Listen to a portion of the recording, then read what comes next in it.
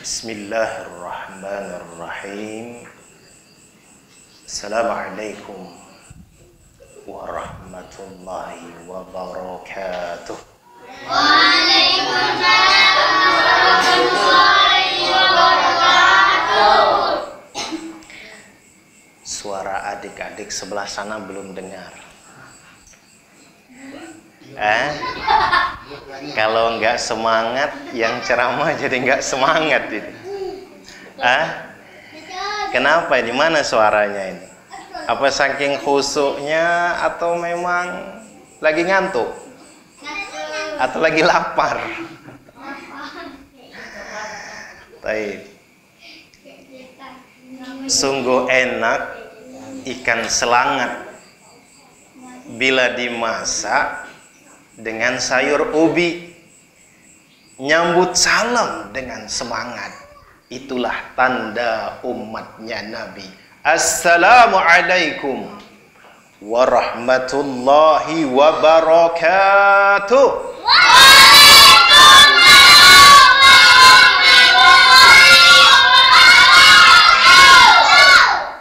Jangan marah-marah, jawab salamnya.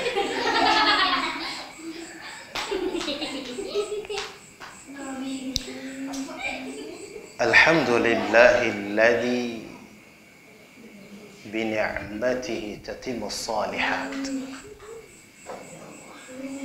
Asyhadu an la ilaha illallah wahdahu la syarikalah. Wa asyhadu anna Muhammadan abduhu wa rasuluh. Allahumma salli wa sallim wa barik ala hadzal nabiyil karim. Sayyidina Muhammadin wa ala alihi wa ashabihi wa man sara ala nahjihi wa iktafa atharahu wa istanna bi sunnatihi ila yaumil qiyamah. Amma ba'd. Yang saya cintai, yang saya hormati, orang-orang tua kita, guru-guru kita, ya, juga adik-adik kita, ya. Ini khusus yang laki-laki yang saya cintai. Tapi kalau biasa yang perempuan yang mencintai saya, boleh nggak saling cinta dan mencintai? Boleh. Kata adik-adiknya, pret. Dek, boleh nggak saling cinta dan mencintai? Boleh. Boleh. Cinta mah nggak harus bersama. Cinta karena agama. Cinta karena satu bangsa dan satu tanah. La yu'minu ahadukum hatta yuhibba li akhihi ma yuhibbu li nafsihi. Kata Rasulullah sallallahu alaihi wasallam, tidak dikatakan beriman, kata Rasulullah, di antara kalian sebelum kalian mencintai saudara kalian sebagaimana kalian mencintai diri kalian sendiri, kata Rasulullah. Jadi nggak apa-apa. Kenapa saya katakan saya cinta kepada perempuan? Karena saya laki-laki. Kalau saya senang sama laki-laki, apa namanya itu? Jeruk makan jeruk. Nggak normal dong. Makanya saya senangnya sama perempuan. Yang perempuan senang sama laki-laki. Ahabbatu fillah rahimani wa rahimakumullahu jami'an. Pertama sekali Pak, Bu, kita bersyukur kepada Allah Jalla Jalaluh. Allahul Khaliq, Allah yang telah menciptakan kita semua. Maka sembahlah Allah, sujudlah kepada Allah, beribadahlah kepada Allah. Karena Allah lah la ma'bud bihaqqin illallahi wahda. Karena Allah lah yang berhak untuk diibadahi dan disembah. Jadi selain dari Allah tidak berhak untuk diibadahi. Allahur Razik, Allah yang telah memberikan kita rizki. Maka mohonlah rezeki kepada Allah Subhanahu wa ta'ala. Mintalah rezeki kepada Allah. Jangan minta sama pohon, jangan minta sama bebatuan. Karena Allah lah yang menggenggam segala rezeki. Allah lah yang menggenggam segala rezeki. Maka mintalah rezeki kepada Allah Subhanahu wa ta'ala. Allahul Mudabbir, Allah yang mengatur segala alam jagat raya ini. Segala yang ada di langit, segala yang ada di bumi tunduk di bawah kehendak dan kekuasaannya Allah Jalla Jalla. Allahul ladzi yuhyi wa yumit, dan Allah yang menghidup dan mematikan kita. Selawat dan salam tidak lupa kita hadiahkan kepada siapa? Kepada baginda Nabi besar Muhammad sallallahu alaihi wasallam.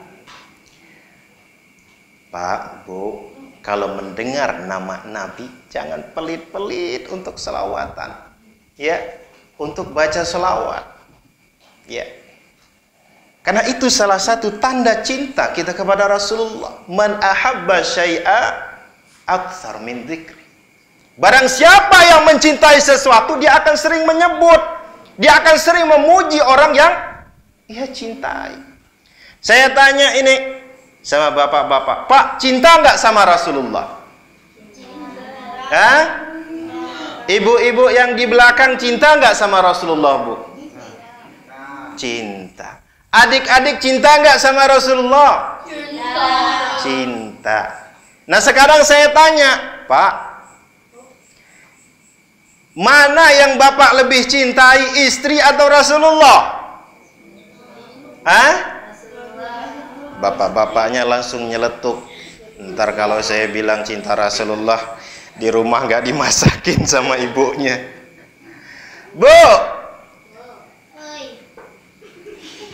ibu lebih cinta siapa, Rasulullah atau suami, Bu? Dua-duanya. Waduh, bapak-bapaknya diduain sama ibu-ibunya.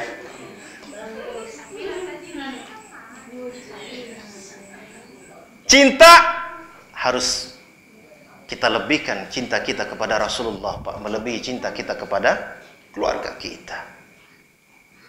Makanya di antara bentuk tanda rasa cinta kita kepada Rasulullah apa? Adalah kita berselawat kepada Rasulullah. Kenapa? Karena Rasulullah Shallallahu Alaihi Wasallam pernah mengatakan, al-bakhilu man dzukirtu indahu falam yusalli alayya. Kata Rasulullah Shallallahu Alaihi Wasallam, orang yang bakhil alias kedekut alias pelit alias bahasa Maduranya apa, Pak? Cerik. Cerik bukannya pisah. Cerik. Orang yang cerik. Kok nggak enak banget ngomongnya. Orang yang cerik. Itulah orang yang kata Rasulullah Shallallahu Alaihi Wasallam, tatkala namaku disebut di hadapan mereka, tapi mereka tidak berselawat kepada aku.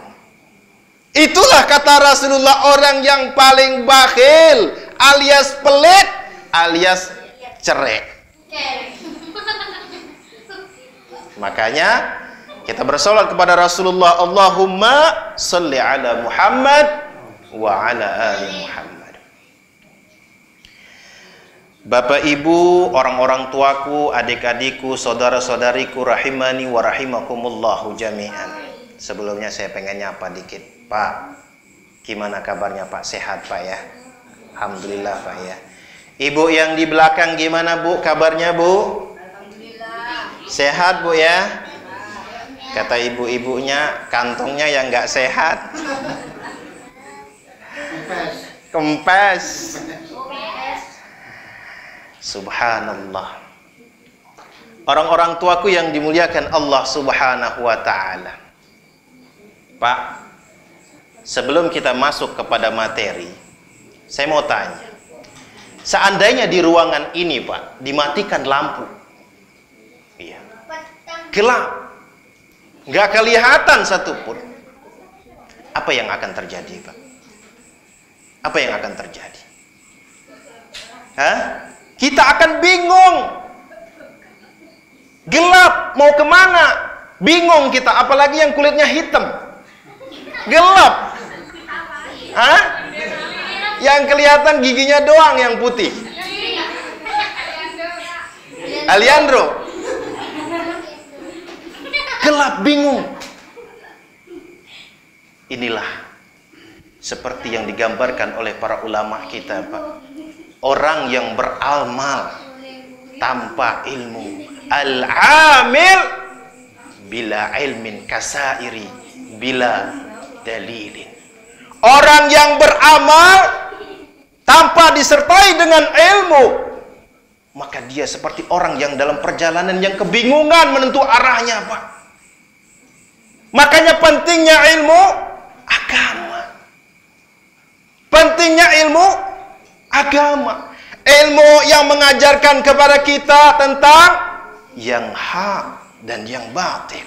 Ilmu yang mengajarkan kepada kita tentang yang halal dan haram. Ilmu yang mengajarkan kita tentang berbuat baik kepada orang tua kita, berbuat baik kepada saudara kita, berakhlak, beretika yang baik. Itulah ilmu agama. Ilmu yang mengajarkan ketaatan kepada Allah Jalla Jalla. Makanya, Pak, Imam Ibnu Katsir mentafsirkan ayat surat Al-Fatihah yang sering kita baca, Wairil maghdub bi'alaihim waladdallin. Ad-dallun. Apa artinya ad-dallun? Ad-dallun apa artinya? Sesat. Kenapa dikatakan mereka termasuk orang-orang yang sesat? Kata Imam Ibnu Katsir, mereka beramal, mereka beribadah, mereka semangat beribadah, tapi tanpa ilmu, Pak, Bu. Tanpa ilmu. Penting berilmu sebelum kita beramal. Makanya Imam Bukhari membuat satu bab dalam kitab Bukharinya. Apa itu? Al-ilmu qabla qaul wal amal. Berilmu dulu tuh sebelum berucap dan beramal. Nggak usah jauh-jauh, Pak, Bu. Ya, Bapak, Ibu pengen bikin kue. Ini saya pengen nanya sama ibu-ibu yang di belakang. Bu, jangan kaget, Bu. Bu, saya mau tanya, Bu. Kalau bikin kue itu butuh pakai ilmu enggak? Iya. Hah? Iya. Mana suara ibu-ibunya ini? Iya. Butuh ilmu enggak, Bu, bikin kue? Iya. Pak, bikin kue butuh ilmu enggak? Butuh. Ibu mau bikin kue, misalnya kue apa? Kue bakwan. Pakai takaran sembarangan, ditaruh garam sekian, ditaruh tepung sekian, ya, tanpa ditakarkan sesuai dengan takarannya. Jadi nggak, Pak, Bu, kue bakwannya? Nggak jadi, Pak. Jadi nggak, Bu? Hah? Saya bilang jadi. Tapi bukan kue bakwan, kue bantut namanya. Gak akan jadi kue bakwan. Kenapa? Karena bikinnya tanpa ilmu. Bapak Ibu yang dimuliakan Allah Subhanahu wa ta'ala, yang saya masukkan ilmu apa? Ilmu din, ilmu agama. Ilmu yang mengajarkan kita ketaatan kepada Allah Subhanahu wa ta'ala. Pak, Bu, salah satu faktor terbesar, Pak, saya katakan faktor terbesar, penyebab terbesar terjadinya kemaksiatan, perzinahan, perjudian, mabuk-mabukan. Kenapa? Salah satu faktornya karena tidak paham tentang ilmu agama. Betapa tidak, tatkala dia belajar ilmu agama, diajarkan bagaimana bersikap yang baik di dalam beragama. Dilarang hal-hal yang bisa merusak diri kita. Itu di dalam agama kita diajarkan. Bapak Ibu kalau ngelihat anak sekarang, Pak, subhanallah, yang jauh dari bimbingan agama, sedih kadang-kadang kita ngelihat, Pak. Betul nggak? Kita lihat anak sekarang, apalagi adanya pengaruh dari luar, Pak. Kita lihat anak-anak sekarang ini suka ikut-ikutan, Pak, Bu. Ngelihat orang barat rambutnya merah, kuning, hijau. Rambutnya ditegain kayak landa. Diikutin sama anak-anak sekarang, Pak. Kenapa? Tanpa dibentengi dengan ilmu agama. Iya, kalau David Beckham wajahnya putih, ganteng, keren kelihatannya, rambutnya merah. Ini mah kadang wajahnya pas-pasan. Ya Allah ya Karim, rambut merah persis kayak rambut kena kuah bakso. Betul nggak, Bu? Betul nggak, Pak? Iya. Kita lihat anak sekarang, Pak, Bu. Hidung udah bagus-bagus tuh. Ya, nggak berlobang, dilobangin. Pengen jadi apa? Hah? Yang dilobangin hidungnya binatang apa? Sapi.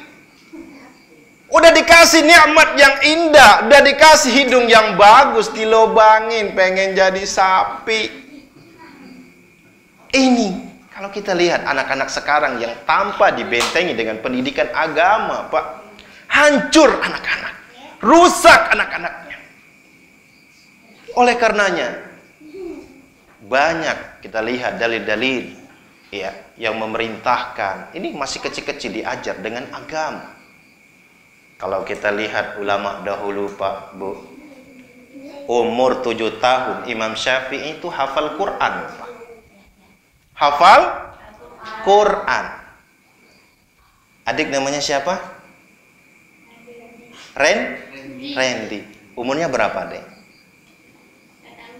Hah? 10. Sudah hafal berapa ayat Al-Quran? Kak, saya banyak, Kak, hafalnya. Suratnya banyak, jusnya banyak, jus alpokat, jus jambu, jus jeruk. Ibu-ibunya juga bilang, saya banyak, Mas, hafal surat-surat. Surat utang, surat kredit, dan lain-lain. Dahulu ulama umur 7 tahun, Pak, hafal Al-Quran. Ini menunjukkan bahwasanya masa kecil mereka dibimbing dengan agama yang kuat, supaya sebagai benteng bagi mereka untuk mengarungi kehidupan dunia ini yang penuh dengan fitnah. Kita lihat anak-anak muda sekarang yang cewek-cewek, ya ini alhamdulillah jilbaban, Pak. Kalau kita lihat di sebagian tempat, subhanallah, na'udzubillah, pakai baju yang nggak cukup bahan. Tahu baju yang nggak cukup bahan? Hah? Gimana taunya? Baju yang kecil, baju adiknya dipakai sama kakaknya. Subhanallah. Kita sedih melihat kondisi anak muda sekarang yang tanpa dibimbingi dengan agama, Pak. Maka oleh karenanya, anak-anak ini perlu dibimbing dengan agama, Pak. Di antara dalil, ya, kalau kita lihat Rasulullah SAW pernah mengatakan, muru auladakum bis salah di sab'i. Perintahkan, kata Rasulullah, anak-anak kalian umur 7 tahun suruh sholat. Ini menunjukkan masa kecil disuruh didik dengan agama. Pak, Bu, Di dalam hadis Rasulullah Shallallahu Alaihi Wasallam mengatakan, anak yang soleh itu aset Pak bagi bapak ibu nanti kalau sudah meninggal. Ibu dengar di belakang, Bu. Anak yang soleh itu aset nanti bagi ibu tatkala bapak ibu meninggal. Makanya kata Rasulullah Sallallahu Alaihi Wasallam, "Idza matal insan inqata amalu." Tatkala anak Bani Adam itu meninggal, manusia itu meninggal, kita ini meninggal, bapak ibu meninggal, semua amalan terputus, Pak. Terputus semuanya. Kecuali apa? Kecuali 3 kata Rasulullah. Siapa itu? Sedekah jariyah, au ilmin yuntafa'u bih, wa waladin salih yad'ulah, kata Rasulullah. Kecuali 3 yang tidak akan terputus, yang akan terus mengalir tatkala bapak ibu sudah meninggal nanti. Di antaranya apa, Pak? Wa waladin salih yad'ulah. Anak yang soleh, Pak, Bu.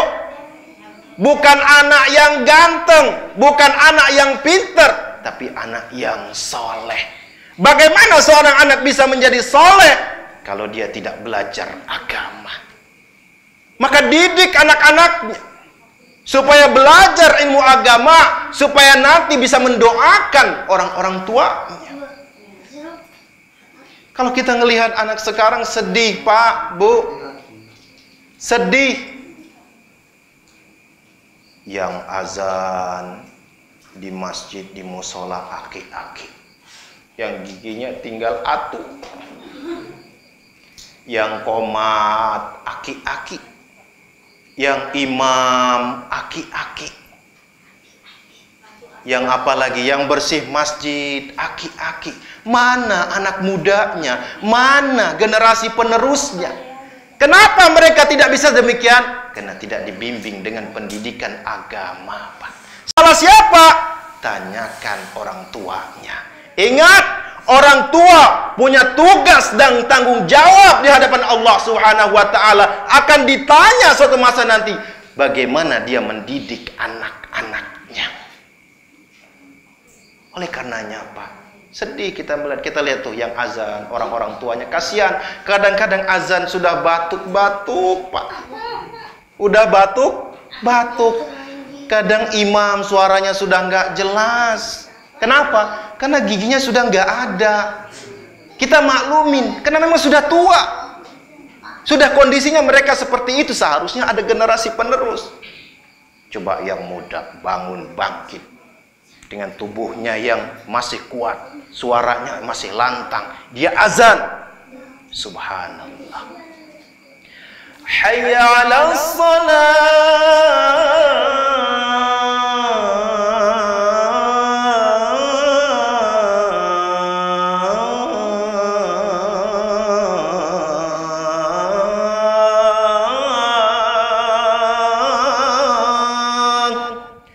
Hayya 'alas salat.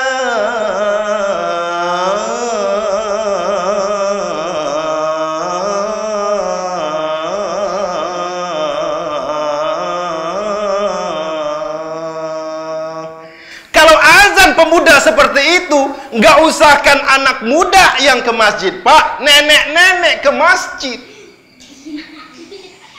Tapi sayang, kasihan, mana pemuda-pemudinya? Hadirin wal hadirat yang dimuliakan Allah Subhanahu wa taala. Pak, kalau kita lihat sekarang, ya, orang menganggap belajar agama itu remeh, Pak, tidak penting. Ya, padahal subhanallah, ilmu yang paling mulia, belajar ilmu yang paling mulia adalah ilmu din, ilmu yang mendekatkan diri kita kepada Allah Subhanahu wa taala. Nah, apa penyebabnya sehingga banyak dari bapak, ibu atau sebagian dari hamba-hamba Allah yang merasa menganggap ilmu-ilmu agama itu tidak penting? Kenapa? Di antara faktornya, Pak, yang pertama, karena apa? Karena sebagian atau kebanyakan dari orang tidak mengetahui bagaimana kedudukan tingginya ilmu agama. Bagaimana tingginya kedudukan ilmu syar'i. Betapa tidak, kata Rasulullah sallallahu alaihi wasallam, di antara keutamaan ilmu agama apa, Pak? Allah Subhanahu wa taala menghendaki kebaikan kepada seseorang, Pak, adalah caranya Allah memahamkan seseorang tentang ilmu agama. Rasulullah sallallahu alaihi wasallam bersabda, "May yuridillahu bihi khairan yufaqihu fid din," kata Rasulullah. Yufaqihu fid din. Barang siapa tuh, kata Rasulullah, ya, yang Allah kehendaki kebaikan kepada dirinya, maka caranya Allah pahamkan dia tentang ilmu agama. Itu tandanya Allah pengen kebaikan. Memang beda, Pak. Orang yang belajar agama dengan orang yang nggak belajar agama beda, Pak. Dari segi bersikap, ya, dari segi bertutur kata, ya, dari segi adab terhadap orang tua beda. Mohon maaf dulu, Pak, Bu, saya anaknya bandel, Pak. Bandel dulu, Bu. Ya, sebesar Rapli, ya, mungkin sekitar umur 7 atau 8 tahun, 6 atau 7 tahun. Waktu itu saya masih kelas 1, saya ingat, Pak. Saya ingat itu guru saya sampai geleng kepala ngelihat kelakuan saya. Betapa tidak, tatkala ujian kita disuruh nyanyi, Pak, Bu. Waktu itu saya masih kecil. Orang semuanya nyanyi lagu-lagu wajib. Lagu Pancasila, lagu Halo Halo Bandung. Saya nyanyi lagu apa, Pak? Lagu stres. Stres. Geleng kepala ibunya. Tahu lagu stres? Lagu Haji Roma Irama. Stres, obat yang iman dan takwa. Itu ibunya sampai geleng. Teman-temannya tukang gendang, saya tukang nyanyi, ibunya yang geleng kepala. Ya Hasan. Tapi subhanallah, dengan ilmu agama sedikit demi sedikit kita berusaha untuk memperbaiki diri, Pak. Dengan ilmu agama sedikit demi sedikit kita memperbaiki diri kita. Tuh, salah satu keutamaan orang yang menuntut ilmu agama Allah Jalla Jalaluhu. Kemudian yang kedua, kata Rasulullah sallallahu alaihi wasallam, di antara keutamaan orang yang menuntut ilmu agama Allah Subhanahu wa taala apa? Allah mudahkan jalannya ke surganya Allah Jalla Jalaluhu. Rasulullah sallallahu alaihi wasallam bersabda, "Man salaka tariqan yaltamisu fihi ilman, sahalallahu lahu bihi tariqan ilal jannah." Kata Rasulullah sallallahu alaihi wasallam, barang siapa yang menempuh suatu perjalanan untuk menuntut ilmu. Ilmu apa? Ilmu agama. Sahalallahu lahu bihi tariqan ilal jannah. Maka Allah Subhanahu wa taala akan mudahkan jalannya ke surganya Allah Subhanahu wa taala. Dan ini sebagai bantahan sebagian persepsi orang. Dan ini sebenarnya pemikiran seperti ini adalah pemikiran orang-orang yang tidak senang dengan agama Islam. Apa katanya, Pak? Belajar agama itu tidak menjamin kebahagiaan. Orang yang belajar agama itu susah, nanti hidupnya melarat, katanya seperti itu. Pak, Bu, hati-hati. Ini pemikiran orang-orang Yahudi, orang-orang yang tidak pernah ridho kita bisa belajar agama kita. Kita dekat dengan Tuhan, kita tidak pernah ridho. Itulah pemikiran orang-orang Yahudi. Buktinya apa? Surga Allah mudahkan bagi orang yang menuntut ilmu. Gak usahkan dunia, Pak, Bu. Surga Allah mudahkan. Bagi siapa? Bagi mereka yang belajar ilmu agama Allah Jalla Jalaluhu. Subhanallah. Oleh karenanya kemuliaan yang sangat besar, Pak, Bu. Ya, satu hari seorang kakak ngeluh kepada Rasulullah sallallahu alaihi wasallam. Mengeluh kepada Rasulullah, "Wahai Rasulullah, aku bekerja capek, aku banting tulang, ya. Kemudian biayanya aku berikan kepada adik aku yang sedang belajar agama. Aku capek ya Rasulullah, ngeluh dia. Apa kata Rasulullah? La'allaka turzaqu bih. Wahai fulan, engkau sadarkah lancarnya usahamu, suksesnya engkau sekarang? Kenapa? Karena engkau lancarkan, engkau bantukan saudaramu yang menuntut ilmu agama. Subhanallah, Pak. Betapa mulianya orang yang menuntut ilmu agama Allah Jalla Jalaluhu. Kemudian Rasulullah Shallallahu Alaihi Wasallam mengatakan juga keutamaan orang yang menuntut ilmu, ya, bahwasanya Allah akan angkat derajatnya. Angkat derajat orang yang menuntut ilmu. Yarfa'illahu alladhina amanu minkum walladhina utul ilma darajat. Kata Allah Subhanahu wa ta'ala, Allah akan angkat derajat orang yang berilmu dan orang yang beriman beberapa derajat. Di sini menggunakan kalimat yang bukan mufrad, Pak, bukan kalimat tunggal. Darajat, bukan darajat, tapi darajat. Derajat akan Allah angkatkan, bukan satu derajat. Allah angkatkan bagi orang yang belajar ilmu agama. Subhanallah. Saya ingat waktu saya masih kecil, Pak. Waktu itu saya masih di Tanjung Pinang. Ya, masih SMA lah waktu itu. Datang kiai yang kita kenal kiai sejuta umat, Pak. Siapa beliau? Almarhum Kiai Haji Zainuddin MZ. Bukan Hasanuddin MZ ya. Zainuddin MZ. Waktu itu beliau ceramah nggak lama, Pak. Nggak lama, Bu. Nggak nyampe 1 jam ceramah. Subhanallah. Saya baca di koran berapa, Pak, bayarannya, Pak? 70 juta, Pak. 70 juta. Artinya apa? Allah angkat derajat orang yang berilmu, Pak. Coba bayangkan siapa yang mau bayar kalau dia bukan orang yang berilmu. Allah angkat derajatnya. Dia mulia di pandangan manusia dan di pandangan Allah Jalla Jalaluhu. Itu orang yang berilmu, Pak. Siapa yang mau bayar sebesar itu kalau dia tidak punya ilmu? Itu menunjukkan bahwasanya Allah angkat derajatnya. Dan ini sebagai bantahan salahnya persepsi orang bahwasanya belajar agama itu tidak menjamin kebahagiaan hidup. Ini sebagai bukti, Pak, bahwasanya dengan belajar agama Allah angkat derajat.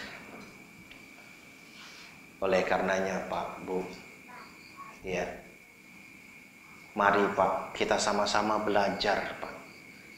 Belajar, berilmu, dan belajar mengamalkan. Kita ibadah, kita perlu ilmu, Pak. Ya, kita perlu ilmu. Karena sayang kalau kita ibadah tanpa ilmu bisa sia-sia, Pak. Bisa sia-sia. Beribadah perlu ilmu. Makanya di dalam surat Al-Ghasyiyah itu dijelaskan, ya, orang-orang yang beramal tapi amalannya itu malah memasukkan dia ke nerakanya Allah Subhanahu wa ta'ala. Kenapa, Pak? Karena dia beramal sesuai dengan kemauannya, tidak didasari dengan keilmuan yang benar. Ya, makanya disebutkan tadi bahwasanya al-ilmu qabla qaul wal amal. Berilmu dulu baru kita berucap dan beramal. Penting, Pak. Pentingnya kita belajar ilmu agama.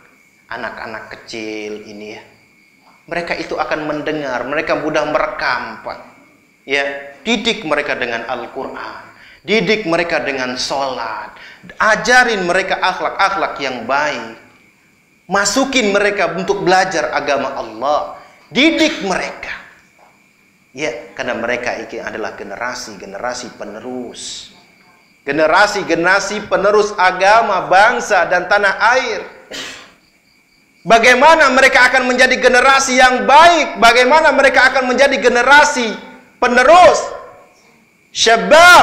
Syababul yawm rijalul ghad.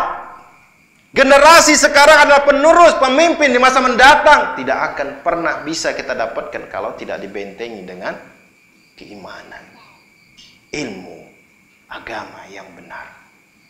Sekarang mah banyak, Pak, Bu, orang yang pintar. Banyak.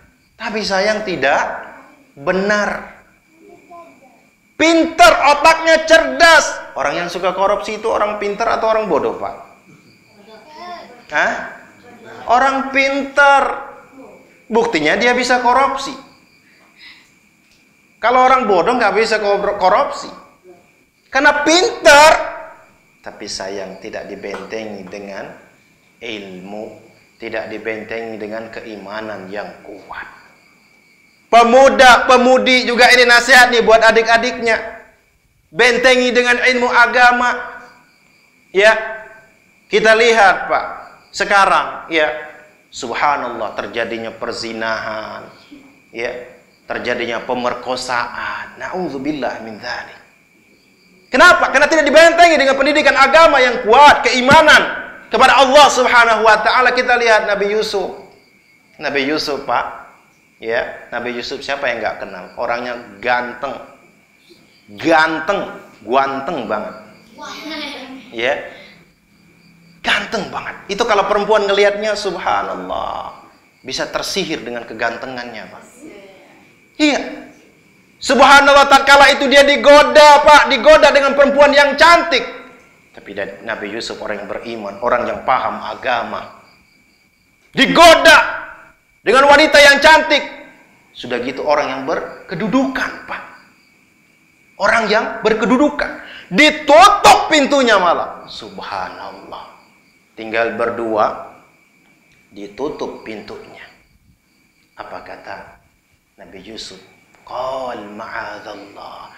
Aku berlindung kepada Allah Subhanahu wa ta'ala. Itu Nabi Yusuf, Pak, Bu. Coba anak muda sekarang ditutup pintu, dibuka baju, katanya apa? Kalau Nabi Yusuf aku berlindung kepada Allah. Kalau anak muda sekarang, ini kesempatan. Ini beda antara generasi muda seperti Nabi Yusuf, orang yang dibentengi dengan ilmu agama yang kuat, iman yang mantap, dengan pemuda yang tidak dibentengi dengan ilmu agama. Oleh karenanya, Pak, ya, sekali lagi, mari kita ajak saudara-saudara kita. Salah satunya caranya seperti ini, Pak. Duduk di majelis ta'lim, duduk di majelis ilmu. Seorang suami yang paham agama, dia akan mengerti tanggung jawabnya kepada istrinya. Seorang istri yang paham agama, dia akan paham tanggung jawabnya kepada suaminya. Seorang anak yang paham agama, dia akan patuh kepada orang tuanya. Ya, tapi ada yang bilang, toh banyak orang yang belajar agama, tapi malah nggak benar. Itu jangan disalahkan agamanya, Pak. Salahkan orangnya. Kalau dia benar-benar dia belajar agama, dia amalkan apa yang diajarkan Allah, yang diajarkan oleh Rasulullah SAW, dia akan menjadi orang yang taat dan patuh atas perintah Allah. Dia akan terjaga dari sifat-sifat yang jelek. Ya, mungkin di sini yang bisa saya sampaikan, ya. Kiranya mudah-mudahan ini membawa manfaat bagi kita, Pak. Ya, biarpun sedikit, tapi bisa kita amalkan dalam kehidupan kita sehari-hari. Dan saya sekali lagi mengucapkan jazakumullahu khairan katsiran, mengucapkan terima kasih banyak atas kesempatan yang diberikan untuk bisa menyampaikan pada kesempatan ini. Dan mohon maaf Pak, Bu, ya jika ada kesalahan, kekurangan ya, karena kita juga masih belajar. Kita belajar sama Bapak Ibu ya. Belajar ilmu, belajar menyampaikan dan belajar mengamalkan ilmu kita, Pak. Jadi kalau salah mohon maaf. Kalau kata pepatah mengatakan tidak ada gading yang tidak ada gading yang tidak adik-adik, tidak ada gading yang tidak retak. Tidak ada tuyul yang tidak botak. Tidak ada bisul yang tidak tidak bengkak. Tidak ada manusia yang tidak pernah luput dari kesalahan. Oleh karenanya, terakhir saya tutup dengan sebuah pantun, Pak. Kalau ada jarum yang patah, jangan disimpan di dalam peti. Kalau ada kata-kata saya yang salah, jangan dilapor sama Pak Polisi. Demikian dari saya. Usikum wa nafsi bitaqwallah. Assalamualaikum warahmatullahi wabarakatuh. Waalaikumsalam.